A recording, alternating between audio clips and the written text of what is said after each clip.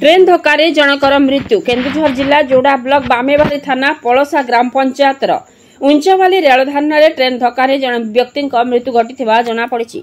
मृत व्यक्ति हेले झुमुरा ब्लॉक बसंतपुर पंचायत जलीपदा गाँव कंदा देहुरी 60 वर्ष बोली जनापड़ी।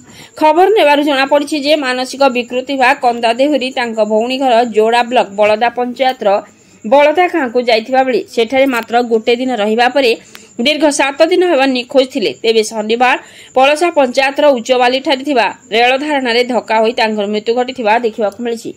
अधिक तदंत पई घटनास्थल रे बामेबारी पुलिस पहुंची अनुसंधान चलाइछि। केन्दुझरु रविंद्र खमणियाक रिपोर्ट मसिया न्यूज। आपण मसिया न्यूज यूट्यूब चैनल को सब्सक्राइब कलेनि कि जदि करिना हंती एबे करिनियंतु।